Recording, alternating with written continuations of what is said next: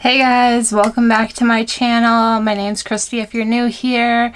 If you are, make sure you hit that subscribe button. We got a great giveaway going on right now. It ends this Sunday, so make sure you hop on that. It's a massive giveaway. So anyways, today's video, I'm going to be talking all about brushes because you guys requested it, so I'm going to deliver it. Anyways, let's just jump right in. Basically, a lot of questions about how I clean my brushes or how you can clean your brushes, the best way to clean your brushes, whatever.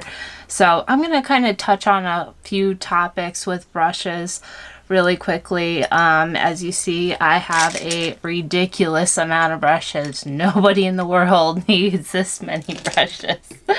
But so yeah, I clean a lot, let me tell you. There's spot cleaning, there's deep cleaning. I'm gonna kind of touch on it all, but I'm gonna go through it pretty quickly. First off, I wanted to talk about the difference between blending brushes and natural hair brushes versus synthetic brushes. Okay, I know you guys see me use this brush all of the time. It's one of my favorite from Sephora. I wish they still made this brush because it is to die for. I'm telling you, Sephora Pro brushes are one of my absolute favorite. Those and Sigma and my new Luxie brushes, I love them. They are like my top 3 favorites, I would have to say. I also have some MAC, Morphe, BH Cosmetics. Yeah, I've got a huge array of different brushes, even some from Amazon, these Ovani brushes. They're great, you know what I mean? I just have a few of my favorites. But anyways, the difference between natural hair brushes versus synthetic brushes, just really quick so you guys know. Natural hair brushes, they're like your hair, okay? They're very similar. They're usually made of like goat hair, something like that from animal. But what happens is with a natural hair brush, it picks up the pigment, but it picks it up like your hair would almost, absorbing the pigment, so that way it kind of blows it out more. It evenly distributes the pigment, eyeshadow pigment. Good Lord. I mean, can I ever talk through an entire video without stumbling over my words? It would be a miracle. But anyways, yeah, that's why I usually do go in with this one first and foremost for my transition shade. Tonight, oh my goodness. I usually go in with my transition shade, or if I want to really buff out some areas, because it just disperses the pigment so evenly and not, you know, it doesn't deposit large amounts of pigment. So I really do love a natural hair brush. I don't have many, but I do have a few that I go back and forth with. Now this is, I believe it's a Sigma brush. Good Lord, it's old. The writing's all worn off on it. Yep, it's a Sigma E40 brush. It's another big blending brush that I use quite often. This is not a natural hair brush. It's a synthetic brush, so it's going to pick up the pigment a lot more intensely, and it's going to deposit it a lot more intensely because it is synthetic hair. It doesn't suck up the product or the pigment as easily. It just kind of stays on the brush, so you tap it in, you know what I mean, into your eyeshadow palette, and it stays right on that brush. So then when you go to apply it, especially if you don't tap off that brush first and foremost, that's why I always say tap off the excess before you go in, otherwise you'll start off with like a blob of pigment and then you'll be blending and blending and blending. So that's the differences between a synthetic brush and a natural hair brush.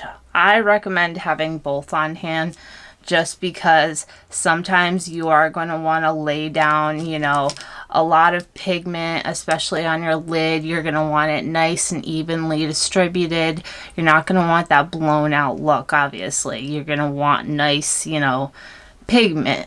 But then when you're going around and you're like blending everything out and getting that like airbrushed look, you're gonna want a natural hair brush. So that's why I say always have at least one natural hair brush, and the rest can be synthetic, it doesn't matter.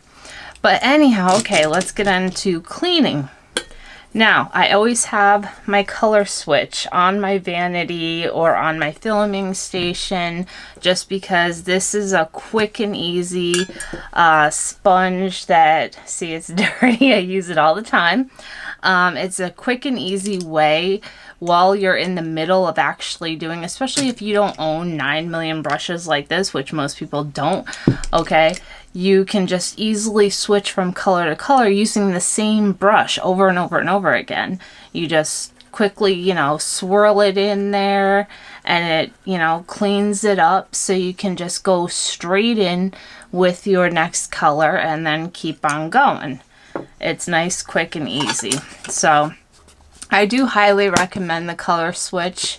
It's very convenient. It's not super expensive. You can buy it right on Amazon. I'll link it below for you. But yeah, it looks like this. It's from Verma. I believe Sephora carries it, Amazon, maybe even Ulta. Another quick dry clean that I love is this is another spot cleaning for my brushes that is kind of in between my deep cleaning. So I don't deep clean my brushes constantly. They say you should do it weekly, especially if you use, like if you're a makeup artist or if you're doing makeup pretty much on yourself every single day, then you probably should be deep clean washing your brushes once a week.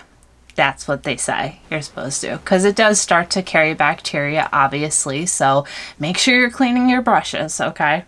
Even if it is the spot cleaning, okay? There are many times that I will spot clean pretty much all the brushes that I used that week, especially if it wasn't a crazy week and I wasn't using a ton of brushes. I'll go ahead and use this, and it's wonderful. It gets them very clean, and you literally just like spray it on your brush like that, okay? Very fine mist. Make sure you're mainly just getting like the tip of the brush, not the ferrule, okay? And then take your paper towel,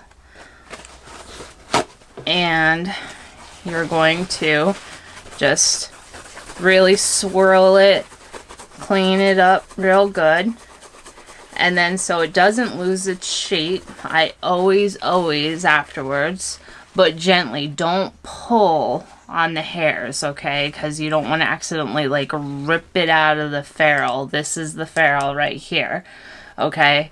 So it's held in there usually by glue, so take it easy, you know.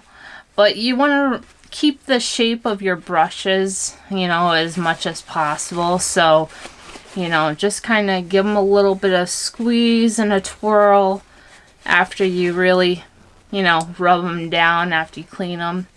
And then let them air dry. This pretty much dries right away because it is a spot clean. And it doesn't get them super wet, which is nice.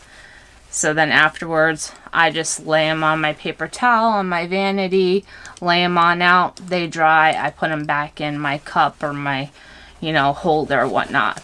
Now, when you're deep cleaning brushes, which I say I usually do probably 2 to 3 times a month, depending again on how busy I am or how much I've used them, blah blah. So one of the deep cleaners that I absolutely love is called Cinema Secrets Makeup Brush Cleaner. This is the big boy. I buy mine off of Amazon. It's usually I want to say between $36 and $38 for the 32 fluid ounces. So it saves you money doing it that way because, I mean, believe it or not, you do go through this stuff pretty quickly, especially if you use makeup as often as I do. If you don't, then this is going to last you like a long time. And you can even buy it in like a little kit. I did buy these together at one point. It comes with this like little cup where you can actually pour the fluid inside of the cup like this, and then what you do is you'll dunk it, but again, remember, just dunk the brush fibers into the liquid, okay? Do not go past the ferrule, or try not to get this wet. So you dunk it in, okay? And then either use something like this. Again, this is from Amazon. I'll link it below. And just scrub it on there really good. It's got all these like nooks and crannies that will really deep clean your brush very, very well. This was, again, super cheap, but it does the job, I'm telling you. It's rubber, so you can clean this with some soap. You know, it stays nice and sanitary and clean, which I like a lot. And you just, again, scrub, scrub, scrub really, really good. And then you want to take, again, a paper towel and squeeze out that extra brush cleaner and get it as dry as you possibly can. And then, you know, also, again, trying to reform the shape of the brush after you did that. Don't freak out if you see some, you know, fallen hairs, because that's pretty natural, especially if you've been using them for a while. It's no big deal. It's completely normal. And then you shape them on up like that. And this one's been through the wreckage. I've had this brush for years. So again, afterwards I will lay it on a paper towel once I know it's pretty well dry, because again, the less liquid and, you know, fluid that gets down into the ferrule, the longer you're going to keep the life of your brush. All right. So the best thing is, I used to have one, I do need to rebuy one, is they have, especially if you own a lot of makeup brushes, and again, if you're cleaning them constantly, they have this brush holder that actually you can set the brushes inside the holder, and it hangs them upside down, so this way they dry and the liquid falls downwards rather than back into the ferrule. So I'll link one of those in the description bar. And then last but not least, if you don't want to spend the money on the Cinema Secret, it's totally understandable. Just go to your local dollar store and pick up some baby shampoo. That's right, some baby shampoo. I usually get Johnson & Johnson's, but they didn't have that. It doesn't really matter, but because it's so gentle and it's hypoallergenic, and you know, it's gentle enough for babies, it's going to be gentle enough for your hair brushes. Okay, so what I do is I will get my rubber mat wet, and I will pour a little tiny bit of the soap onto the rubber mat, and I'll take my hand under the sink and I'll get it nice and sudsy, suds it on up, you know, and then I'll take my brush and again clean it like I said before, and just get it all sudsed up, and then rinse it underneath the sink, you know, but again, just the hair fibers, not the ferrule, okay? And then go for the same thing, drying it with a paper towel, or if you have to, if you want to save the environment, a clean washcloth, no bacteria, okay? A clean wash rag, you know, washcloth, and yeah, get it nice and dry. And again, keeping the shape of your brush. So what I do is I'll like kind of twirl it and just keep that shape nice and as original as it can possibly be again. So like that. And again, I mean, doing it like this, I've had this brush, no joke, probably for 15 years. It's lasted me, and it's still in perfect condition, soft as can be. There's no missing bristles or holes anywhere. So as long as you take care of your brushes And they're not super cheap brushes, you know what I mean? Like, you get what you pay for, obviously, with the cheaper ones. They're probably not going to last as long.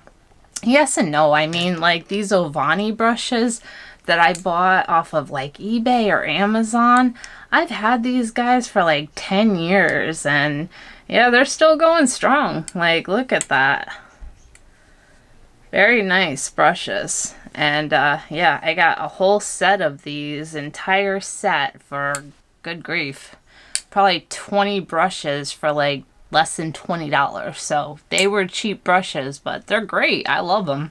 So anyways, but yeah, that's the basics of, you know, washing your brushes, drying your brushes, keeping them clean and sanitized. You know, it's very, very important. Even if you're just using them on your own skin, eyes, lips, face, you know, it carries bacteria constantly. Even washing our faces, we're still going to have bacteria constantly. So it's important that we are washing and cleaning our brushes. And I will say that the more you do so, especially, you know, using colorful eyeshadows, like you see, I have to clean these bad boys up. You know, you don't want them to stain like this. So if you're using really bright colors and things like that, I would suggest cleaning them that day, or at least the next day for sure, because your brushes can get stained up, and no matter how much you clean them, sometimes they'll just be stained, and you know, you don't want that. But anyways, hopefully I answered all of your questions. Hopefully this was a helpful video for you all. If you have any further questions regarding brushes, or if you want me to go into more detail on which brushes maybe to buy, which ones I would suggest brand wise, or you know, what brushes I think are essential to have for every lady to have or man to have, just let me know in the comments, and I'd be happy to do another video for you that's a little bit more in depth. But I know you guys specifically asked for a brush cleaning video, so that's what this is. Anyways, yeah, so I hope you guys enjoyed, and I hope you all are doing very, very well. Don't forget to enter that giveaway. It ends this Sunday, the 28th at midnight Eastern Standard Time. So, yep, make sure you're subscribed so you can go and enter that giveaway. And I will see you all in my next video. Bye, guys.